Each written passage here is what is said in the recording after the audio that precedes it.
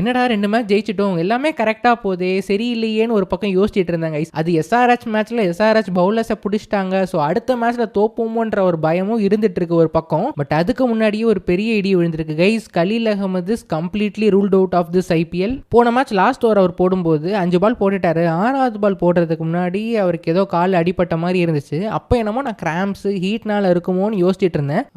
இன்ஜுரினா என்ன பண்ண போறாங்கன்ற மாதிரி யோசிச்சுட்டு இருந்தேன். பட் அன்பார்ச்சுனேட்லி அது இன்ஜுரின்ற மாதிரி கன்ஃபார்ம் பண்ணி இப்போ ரூல்ட் அவுட்னே வந்திருக்கு.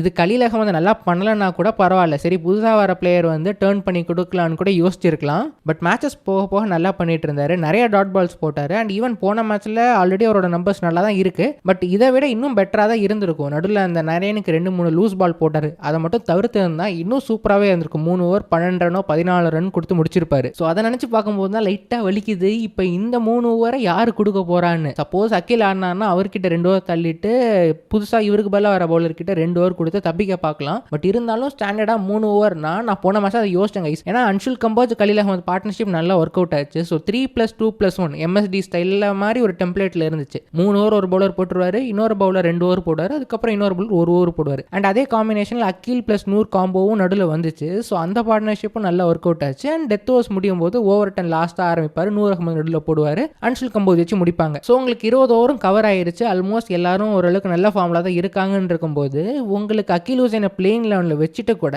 அந்த 6th பவுலரை வெளியே வச்சுட்டு பவுலரோ பேட்டரோ பேஸ் ஆல்ரவுண்டரோ ஸ்பின் ஆல்ரவுண்டரோ யாராவது ஆடி இருக்கலாம். ஏன்னா போன மேட்ச்ல நம்ம கண்டிஷன்ஸை சரியா ரீட் பண்ணல. ரீட் பண்ணியிருந்தா குர்ஜப்னீத் பல்லா ஒரு லெக் ஸ்பின்னர் எடுத்துட்டு வந்திருக்கலாம். ஸோ அதை நம்ம மிஸ் பண்ணிட்டோம். குர்ஜப்னீத் இம்பாக்ட்ல இருந்திருந்தானா அந்த ஒரு ஆப்ஷன் இருந்திருக்கும். பட் அவங்க அந்த 20 ஓவர்ஸ் எப்படி கவர் பண்றதுன்னு ஒரு பயத்தில் இருந்தாங்க. பட் போன மேட்ச்ல 5 பவுலர் வச்சுட்டு சூப்பராக ரொட்டேட் பண்ணி முடிச்சிட்டோம். அண்ட் இந்த ஒரு சுச்சுவேஷன்ல எல்லாமே கரெக்டாக அமையுதுன்னு நினைக்கும் பொழுது இந்த மாதிரி ஒரு இன்ஜுரி வருது. ரொம்ப பெரிய லாஸ் ஃபார் சிஎஸ்கே. இப்போ இதை எப்படி வில் பண்ண போறாங்கன்னு தெரியல கைஸ். இது பெரிய அன்ஃபார்ச்சுனேட் நியூஸ் ஃபார் சிஎஸ்கே. ஏன்னா ஆல்ரெடி எலிஸ் இல்லாமல் இருக்காங்க மெயின் 11 பிளேயர். இப்போ கலீலும் இல்லாமல் இருக்காங்க. அடுத்த main 11 player plus power play option இருக்கும்போது கண்டிப்பாக அவங்களோட பிளான்ஸ்ல நிறைய பிளாக்ஸ் ஏற்படுத்தும். இப்போ தான் மெயின் பிரச்சனையே ஆரம்பிக்கும். இவருக்கு பதிலாக போடுற பிளேயர் இவரோட ரோலை ஃபில் பண்ணுவாரா இல்லை டீமில் இருக்க இன்னொரு ஹோலை ஃபில் பண்ணுவாரான்றது தான் பார்க்கணும். அண்ட் அதை பொறுத்து தான் இனி வரப்போகிற மேட்சஸில் நம்மளை எப்படி பெர்ஃபார்ம் பண்ண போகிறோம்னு இருக்க போகுது. அண்ட் இதை சொல்லக்கூடாது, பட் இருந்தாலும் நான் ஷேர் பண்ணுறேன். இதை பற்றி பேசுறதுக்கு லைட்டாக கூச்சமாக தான் இருக்குது. என்னதான் ஒரு மெயின் 11 பிளேயர் வருத்தமாக இருந்தாலும் இந்த ரீப்ளேஸ்மெண்ட் சைனிங் வரும்போது அது தனியாக ஒரு எக்ஸைட்மெண்ட் எனக்கு இருக்குது கைஸ். நம்ம டீமுக்கு மட்டும் இல்லை, எந்த டீமில் யார் இன்ஜுரி ஆனாலும் அவருக்கு பதிலாக யாரை சைன் பண்ணுறாங்கன்றதை யோசிக்கும் போது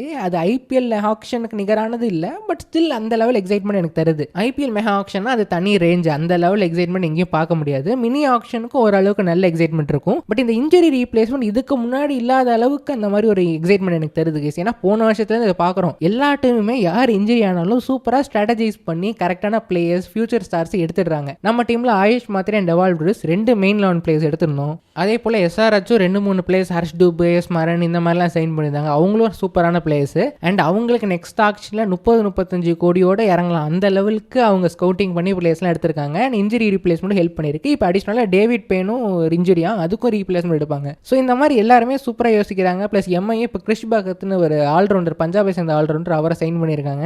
அதனாலேயே ஒரு தனி எக்ஸைட்மெண்ட் இருக்குது சிஎஸ்கே யாரை சைன் பண்ண போகுதுன்னு. கரண்ட் ஸ்குவாட்ல 2 பேர் ரீப்ளேஸ் பண்ணலாம். ராமகிருஷ்ணா கோஷ் ஒன்று அண்ட் முகேஷ் சௌத்ரி ஒன்று. ராமகிருஷ்ணா கோஷ்னா இன்ஸ்விங்கர் நியூ பால் 2 ஓவர் தள்ளிடுவார். பட் அதுக்கப்புறம் அவரோட ஓல்டு பால் ஸ்கில்ஸ் வேரியேஷன் இருக்கான்றது தெரியல. டொமஸ்டிக் மேட்சஸ் நிறைய பார்த்துருந்தீங்கன்னா நீங்கள் மறக்காம கீழே கமெண்ட் பண்ணுங்க ராமகிருஷ்ணா கோஷ் என்ன மாதிரிலாம் போடுவாருன்னு. அண்ட் இன்னொரு பக்கம் exact like to like replacement for Khaleel Mukesh Choudhary இருக்காரு. அண்ட் ஹானஸ்ட்லி எனக்கு முகேஷ் சௌத்ரி வந்த புதுசில் ரொம்ப ரொம்ப பிடிக்கும் கைஸ். லைக் சூப்பரான ஆக்ஷனு, நல்ல ஷார்ப்பான ஆக்ஷனு, இன் ஸ்விங்கும் போடுவார், அவுட் ஸ்விங்கும் போடுவார். ப்ளஸ் நம்மளோட பெரிய கண்டெண்டர்ஸ் எம்ஐ அகேன்ஸ்டாக 2 மேட்சும் நல்லா பண்ணியிருந்தாரு. அதுவும் சும்மாலாம் விக்கெட் எடுக்கல, பவர் பிளேல சும்மா வேற லெவலில் இன் ஸ்விங் அவுட் ஸ்விங் போட்டு முடிச்சு விட்டுட்டு போயிட்டாரு அந்த 2 மேட்ச்லையுமே. அண்ட் அதெல்லாம் யோசிச்சா சிரிப்பாக இருக்கு கைஸ். அந்த டைமில் ஒரு பக்கம் தீபக் சஹர், இன்னொரு பக்கம் முகேஷ் சௌத்ரி. ஆஹா, என்ன ஒரு அருமையான காம்பினேஷன். நம்ம 2 பேருமே வச்சு பவர் பிளேலே மேட்சஸை வின் பண்ணுவோம்லாம் நான் சிலரை சதற விட்டுருக்கேன். எதுவுமே ஒர்க் அவுட் ஆகலை. அதே போல தான் பத்திரானா நூர் அகமது காம்போக்கும் ஒரு சிலரை சதற விட்டேன், அதுவும் ஒர்க் அவுட் ஆகலை. அண்ட் அதுக்கப்புறம் அவருக்கு நிறைய இன்ஜுரிஸ் வந்துச்சு. ப்ளஸ் அதுக்கப்புறம் கம்பேக் மேட்ச் எஸ்ஆர்ஹெச் அகேன்ஸ்ட் தான் அதே ஹைதராபாத் கிரவுண்டில் அபிஷேக் சர்மா போட்டு பொழந்திருப்பார் நினைக்கிறேன் ஃபர்ஸ்ட் ஓவரே.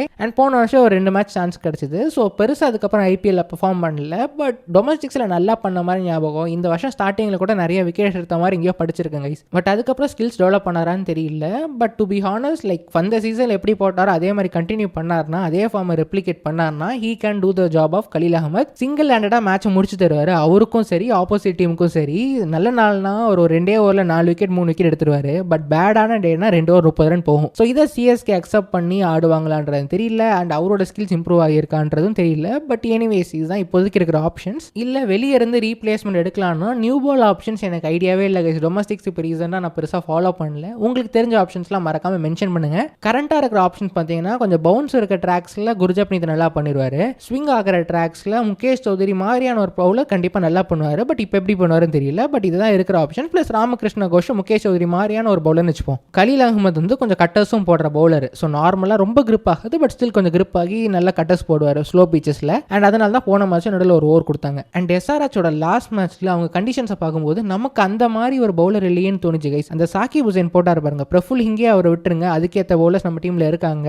பட் சாக்கிப் ஹுசேனோட ஓல்டு பால் ஸ்கில்ஸ் வேற மாதிரி இருந்துச்சு கைஸ். அவர் ஒரு கட்டர் போட்டார். இந்த லுங்கி இங்கிடி முஸ்தபிசுர் ரஹ்மான் மாதிரி ஒர்க் அவுட் ஆகுது. லுங்கி இங்கிடி கூட பரவாயில்ல, டிப்பில் தான் நிறைய எக்ஸ்ட்ராக்ட் பண்ணுவார். பட் அந்த முஸ்தபிசுர் வந்து ஒரு திருப்பி விடுவார் பாருங்களேன். கிரிப்பாகி அப்படியே வேற லெவலில் திரும்பும். அதே லெவலுக்கு சாக்கிப் ஹுசேன் திருப்புறாரு கைஸ். அதை பார்க்கும்போது தான் ஆஹா நம்ம ஸ்குவாட்ல இந்த மாதிரி ஒரு பவுலர் இல்லையேன்னு தோணுச்சு. Gurjapneet Singh back of the hand slower ball போடுவார். ஈவன் அந்த கலீல் அகமதுக்கு பால்லாம் போட்ட ஒரு பாலும் ஒரு ஸ்லோயர் ஒன் தான். அது பேக் ஆஃப் த ஹேண்டா இல்லை என்ன கட்டர்னு தெரியல. பட் அது ஸ்லோ பால் தான். அதை தூக்கி 4 அடிச்சிருவாங்க. அண்ட் ஃபர்ஸ்ட் மேட்ச்ல ஒரு போட்ட 2-3 ஸ்லோயர் பால் 4க்கு போயிடும். ஸோ மேபி எக்ஸிகியூஷன் எரரா இல்லை என்ன ப்ராப்ளம் தெரியல. பட் ஸோ அதை தவிர்த்து பார்த்தீங்கன்னா அந்த மாதிரி ஒரு வெரைட்டி பவுலர் இல்லை. கலீல் அகமது கட்டர் போடுவார். ஸோ அதனாலேயே இந்த மாதிரி ஒரு ப்ரொஃபைல் பவுலர் எடுக்கலாமோன்னு ஒரு பக்கம் ஆசை இருக்கு கைஸ். அந்த மாதிரி ஸ்கவுட் பண்ணி ஏதாவது பிளேஸ் இருந்தாங்கன்னா கண்டிப்பாக எடுக்கலாம். ஈவன் இப்போ ஆர்சிபி பாருங்களா, அபிநந்தன் இருக்கிறவரை ஜாலியாக இருந்துச்சு. ஆஹா என்னடா இது பவுலிங், இது கண்டிப்பாக டிஃபீட் பண்ணலான்ற மாதிரி. பட் ரசிக்ஸ் எல்லாம் எடுத்துட்டு வந்துட்டாங்க திருப்பி. நான் ஸ்டார்டிங்ல ஏன் கொடுக்கல, ஏன் அவர் டிலே பண்ணுறாங்கன்னு யோசிச்சுட்டு இருந்தேன். இப்போ ரசிக்ஸ் எல்லாம் வந்து பாருங்களேன், ஃபுல்லாக back of the hand slower பண்ணாமல் ஸ்பேம் பண்ணிக்கிட்டே இருக்காரு. ஸ்பீடாக போடுறதே ஒரு 24 பாலில் ஒரு 10 பால் ஸ்பீடாக போடுவார். மீதி 15 பால் ஸ்லோயர் ஒன் தான். அது கிரிப் ஆகி நல்லா கிக் கிடைக்கிறதுனால அடிக்கவும் கஷ்டப்படுறாங்க. 2 மேட்ச்ல ஒருத்தர் மட்டும் தான் நல்லா ஆனார். முகுல் சௌத்ரி அந்த ஃபைனல் ஓவர் அவர் அவுட் ஆகிற ஓவரில் ஃபர்ஸ்ட் பால் வெயிட் பண்ணி 6 அடிப்பார் பாருங்க. அதே மாதிரி தான் அவரை டேக் ஆன் பண்ணணும். பட் அந்த ஒரு ப்ரொஃபைல் பவுலர் நம்ம ஸ்குவாட்ல பெருசாக இல்லை. ஆஃப் கட்டர்ஸ் அந்த மாதிரி கன்சிஸ்டன்ட் எக்ஸிக்யூட் பண்ணுறதுக்கு. ஸோ இந்த ஒரு ப்ரொஃபைலில் ஒரு பிளேயர் எடுத்தால் நல்லா இருக்கும்னு தோணுது. அவர் அப்படி இல்லை, அந்த மாதிரி ப்ரொஃபைலில் யாருமே இல்லை, கரெக்டான பவுலர்ஸ் இல்லைன்னு அவங்க யோசிச்சாங்கன்னா ஆஸ் யூஷுவல் போன வருஷம் பண்ண மாதிரி ஆயுஷ் மாத்திரே டெவால் பிரவு சைனிங் மாதிரியே ஆர்எஸ் அம்பரீஷை சைன் பண்ணலாங்க கைஸ் ஒரு ஆல்ரவுண்டர் ஸ்பாட்டுக்கு. அண்ட் ஆர்எஸ் அம்பரீஷ் வந்து ஒரு பேட்டிங் ஆல்ரவுண்டர் தான். பட் பேட்டிங் ஆல்ரவுண்டர் ஆக்சுவல் ஒரு பேட்டிங் ஆல்ரவுண்டர் கிடையாது. சொல்ல போனால் பவுலிங்கை நல்லா பண்ணுறாரு.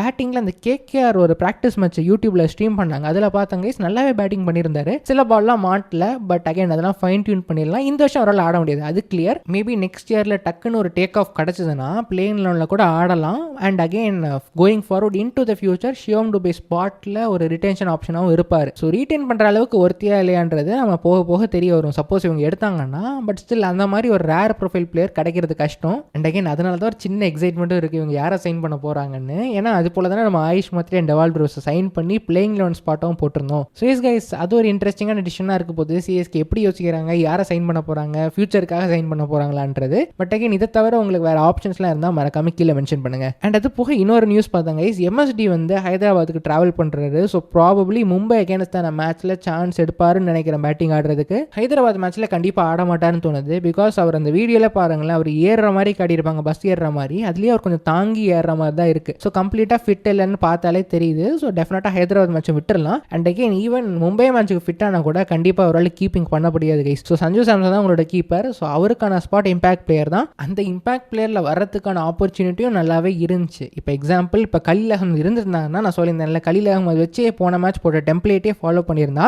5 பவுலர் வச்சுக்கிட்டே இவங்களால போயிருக்க முடியும். ப்ளஸ் அந்த டைமில் சேசிங்கில் லாஸ்ட்டில் ஒரு ஆள் தேவைப்பட்டுச்சுன்னா ஈஸியாக எம்எஸ்டி இம்பாக்ட் எடுத்துகிட்டு வரலாம். பட் இப்போ எப்படி திங்க் பண்ண போகிறாங்க, யார் ரீப்ளேஸ் பண்ண போகிறா, அவர் நல்லா போடுவார்ன்றதை பொறுத்து தான் எப்படி ஃபியூச்சரில் மூவ் பண்ண போகிறாங்கன்றது தெரிய போகுது கைஸ். பட் அகைன் எனக்கு தெரிஞ்சு இவர் இம்பாக்டில் தான் இருப்பார், தேவைப்பட்டா பேட்டிங் வருவாருன்ற மாதிரி தான் தோணுது. ஸோ இஸ் கைஸ் இதுதான் இப்போதைக்கு தெரிஞ்சிருக்க அப்டேட்ஸ். நான் நாளைக்கு எஸ்ஆர்எச் ஸ்டார்ட்ஸ் வீடியோட உங்களை சந்திக்கிறேன். So thank you so much for வாட்சிங் வீடியோ நான் மறக்காம லைக் பண்ணுங்க, சேனலுக்கு சப்ஸ்கிரைப் பண்ணுங்க, உங்களோட ஃப்ரெண்ட்ஸ்க்கு ஷேர் பண்ணி விட்டுருங்க. அடுத்த வீடியோவில் பார்ப்போம். Thank you so much for watching again. Take care. Bye bye.